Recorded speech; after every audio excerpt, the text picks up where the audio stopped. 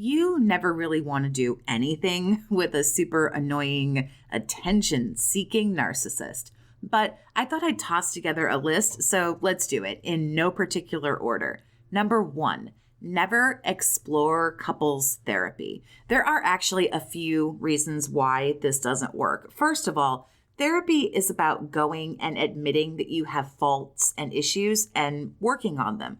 A narcissist will go to therapy and basically say that you have the faults and you have the problems. And of course, narcissistically, they'll take no responsibility for their behavior.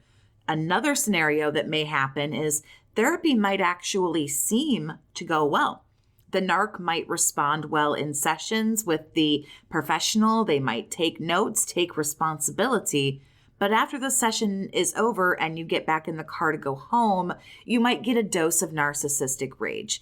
They might unleash or begin to pick at you. Well, why did you say this? Why did you do this? Or nothing changes at all. They'll sit down with the professional and admit they have problems and then go home and continue to treat you exactly the same, not do any homework, not work on anything. This also gives a narcissist a view into what you're thinking, what you're going through, and how you're feeling. And this is just a big no-no, and I have to completely advise against it.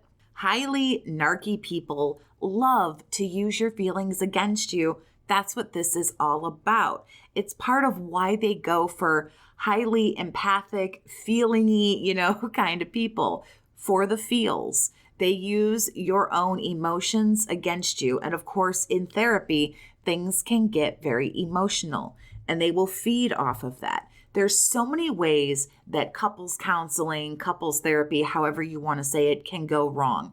Get your own private, independent counselor, therapist, what have you, where you can do this alone and safely and talk in a place where you feel like you can say what you want to say with a person that you know that you can trust. Number 2, never share your insecurities or your fears.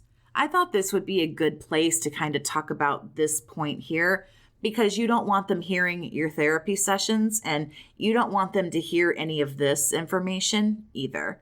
Honestly, this just gives a narcissist so much more that they can use against you, more of your emotions. If you share that maybe you have an illness, a condition, you're insecure about something, you're upset about something, narcs hold on to this information.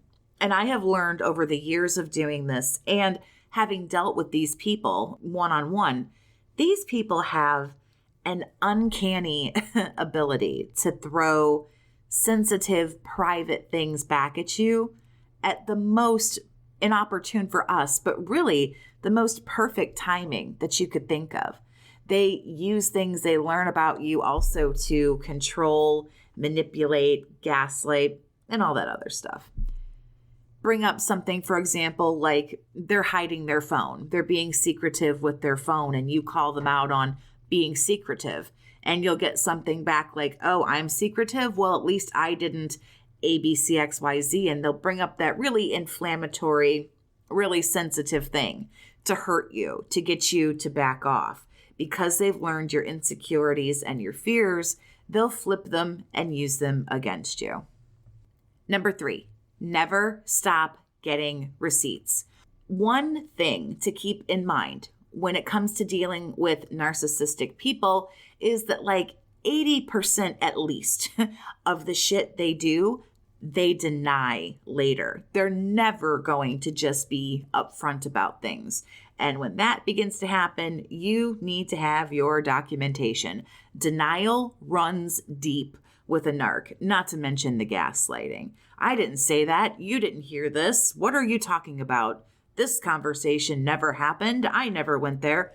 You've heard all the phrases before a survivor, I'm sure. That's why we need a hard copy of everything. Every movement, every fight, everything, everything. Screenshot it, film it, text it, save the emails, save the everything. Honestly, you need a complete record of every move these people make because if you don't, they can and will work tirelessly to make sure that you can't prove a damn thing. They'll deny kids, they'll deny bills, they'll deny owing people money, making certain purchases. Hell, they'll deny dating you. Number 4, never take the dream vacay. Oh, the dream vacation. This is really a big part of future faking. It is never going to be a nice time, okay? But this happens.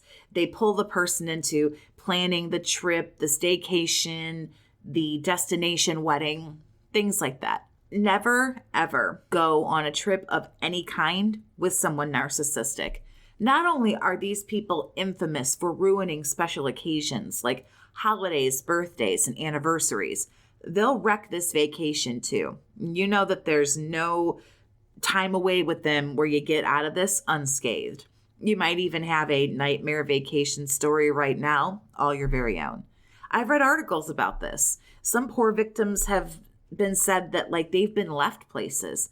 They've been left at the airport with no ticket home. They've been left at the hotel. And sometimes they're even left in other countries where they maybe don't speak that native language and they're just stuck there and they don't know what to do. They have fights. They'll fight with you in public. They'll do all kinds of things. Lots of times this is done as future faking to plan this trip while the narc is love bombing us at the very beginning. And a lot of times this whole magical, fantastical trip that's planned out never really actually comes to fruition. However, there's no love bombing once you get to this place with them. Now you fight and get abused in probably one of the most beautiful places in the world of your choosing. To get some support and understanding for what you're going through, you can talk with me one-on-one. Click the link down in the video description to head over to my website. Read about how phone chats work and how to get started. Number 5, never ever request assistance because a narc is never going to help you. Adopt the policy right now. Once you learn someone is toxic, narky, however you want to say it, never let them know what you're doing. Never let someone toxic know that you're struggling if you can at all help it. Never under any circumstances ask these folks for help. They're not interested in doing anything for another person unless there's something in it for them. Lots of narcs, first and foremost, they love to see you struggle. They like it. It gives them an ego boost. They feel good. So why would you share that information? Secondly, they might rush in to offer help and revel in that, honestly. They might enjoy the fact that you are going to them for some help. Some really nasty narcs might even try to further their ego boost and make you beg for their help. Never ask for anything from these people. They are not interested in providing it without strings attached.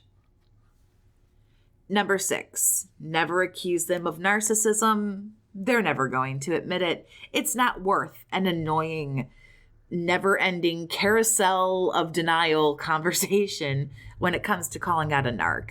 Calling them out can do some very bad things as well. It can send them into a narcissistic rage that is not only dangerous, but once more, not worth it. It isn't going to go anywhere. Calling it as you see it just pisses them off. They can get angry, double down, decide to project, call you the narcissist, become violent, become physical, and again, a circular conversation where nothing is constructive and nothing goes anywhere. This information is never going to be taken at face value and worked on. It's always going to be, well, you're attacking me. Well, you don't know what you're talking about. You're just calling me a narcissist because you're a narcissist. Skip it all together. Number 7, never get close to their family. This is not a good thing to do. They are not really family. I can't speak for every situation, but most of the time there's only a few different dynamics when it comes to dealing with a narc and their family. For some narcs, their family wants nothing to do with them and has completely exiled them and cast them out. Typically, that family is probably more well-adjusted and doesn't want to deal with the antics of a narcissist.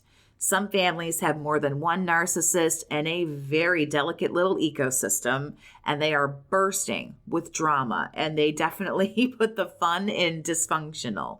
There doesn't seem to be much in between these two different dynamics from what I can tell. if you get involved with a narc where there's other family around, steer just straight clear of that shit. Narcs will push you towards some of the family members. It's never going to be a happy, healthy relationship with their family. They will trigger jealousy between you and other members of the family. A lot of triangulation, a lot of gaslighting, a lot of pinning one person against the other person, perhaps attempts at isolation. Never, ever get involved with the narc's family if you can help it. There is just nothing but bullshit and bad business. They are never going to encourage a healthy relationship with their family. Number 8, never do business. They are never worth doing business with, if at all possible. Avoid anything like opening or starting a business for the love of anything. Don't give them a loan. Don't co-sign for anything. Never do any of that shit. If you can, of course, avoid kids. Don't get married. Speaking of married, don't cohabitate. Try to get the house together, sign a lease, do anything. It's not worth it. It's all going to go downhill. They can get very legal, obsessed and sue happy and everything else. It can just become a whole legal battle. They're not going to pay anything back. They're going to say, well, you didn't give me a loan. This was a gift. Again, I'm sure, survivor, you have your own horror story and you can really, really only imagine. So what else should you just never, ever do with a narcissist? And just saying that you shouldn't do anything is not valid. It's very, very true, but that's an easy answer. So if you have an answer that's not, well, you shouldn't do anything, feel free to leave that down below. Thanks so much for listening. Have a great day, survivor, and take care of yourself.